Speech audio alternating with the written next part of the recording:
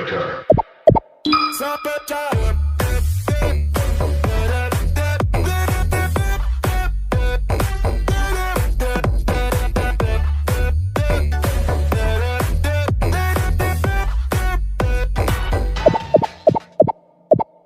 Halo teman-teman semua, apa kabar? Semoga kalian semua dalam keadaan sehat. Jadi di video kali ini saya akan membahas tentang pembelajaran manajemen inovatif.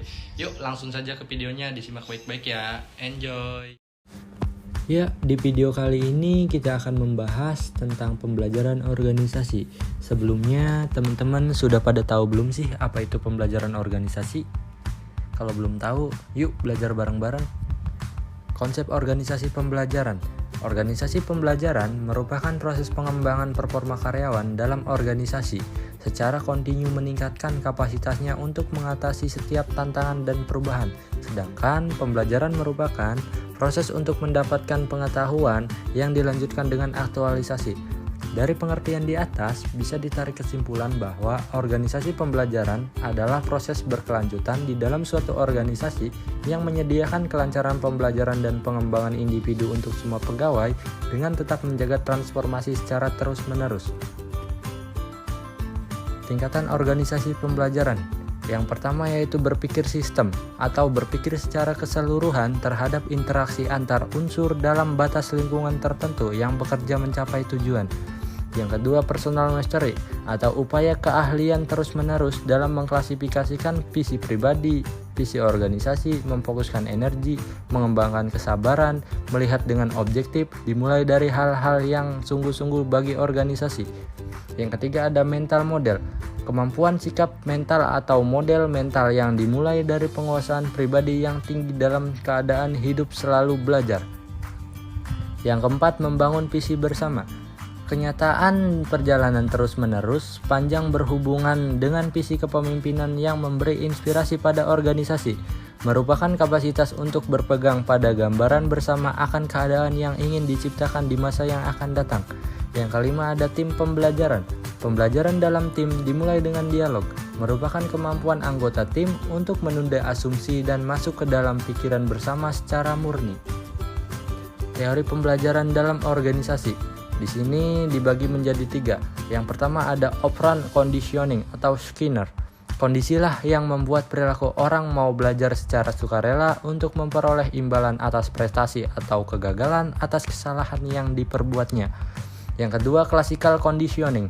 Ivan Pavlov, ahli psikologi Rusia, melakukan eksperimen dengan mengajarkan anjingnya untuk merespon suara lonceng. Dia menemukan suatu kesimpulan bahwa apabila kondisi tidak ada stimulus, maka tidak akan terdapat respon terhadap suatu objek yang menjadi fokus perhatian sebaliknya.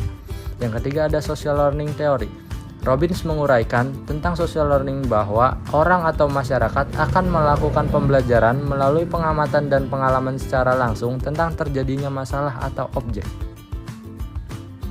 Model pembelajaran masyarakat. Di sini ada 4 tingkatan. Yang pertama yaitu proses memperhatikan atau attentional process. Yang kedua ada proses mengingat atau retention process. Yang ketiga ada proses mesin untuk meniru atau reproduction process.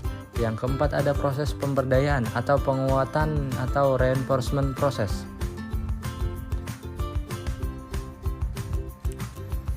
Cara manajer menjadikan organisasi pembelajaran.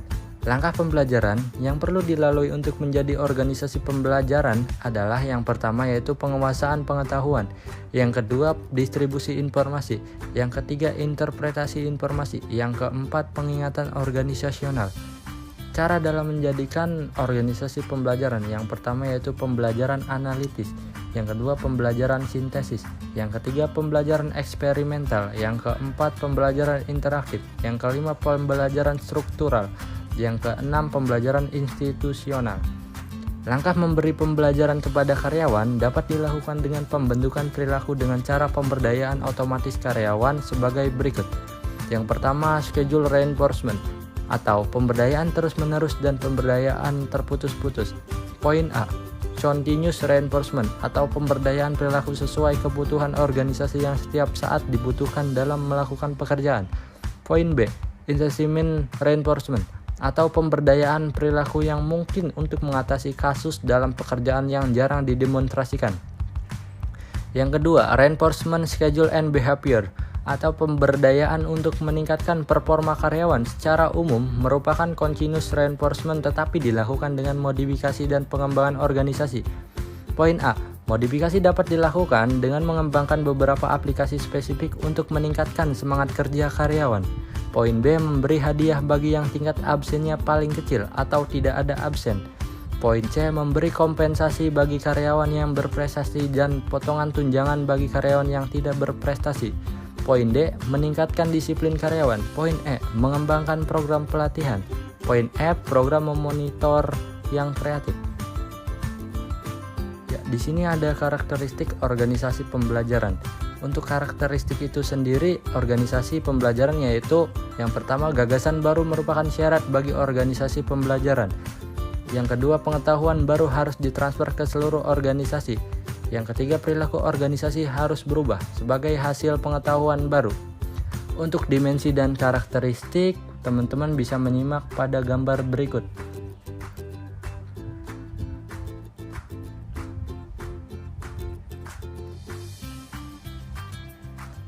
Aspek strategis organisasi dan hambatan pembelajaran.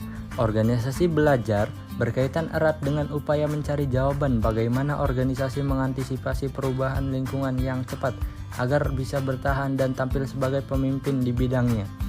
Organisasi belajar membutuhkan komitmen pada organisasi dan perlu menghilangkan 3 penghalang belajar, yaitu berpikir pragmatik, kompetitif, dan reaktif melalui perubahan cara berpikir dengan cara memiliki knowledge menyeluruh, memiliki peran penting dalam komunitasnya, memiliki kemampuan bahasa menjelaskan dan menerima perbedaan pendapat sehingga mampu mengubah sikap reaktif menjadi kreatif. Survei pembelajaran di organisasi. Untuk mengembangkan sistem pembelajaran diperlukan survei pembelajaran mengarah kualitas pembelajaran. Ya, bisa dilihat pada gambar ini, rentang skor dapat diperoleh dan pemaknaannya sebagai berikut. Yang pertama yaitu 21-40%. Organisasi perlu melakukan pembenahan besar-besaran untuk menjadi organisasi pembelajaran. Yang kedua, 40-60%. Organisasi telah memiliki beberapa karakteristik untuk menjadi organisasi pembelajaran. Yang ketiga, 60-80%. Organisasi telah memiliki dasar yang baik untuk menjadi organisasi pembelajaran. Yang keempat, 80-100%. Organisasi telah memiliki karakteristik untuk menjadi organisasi pembelajaran.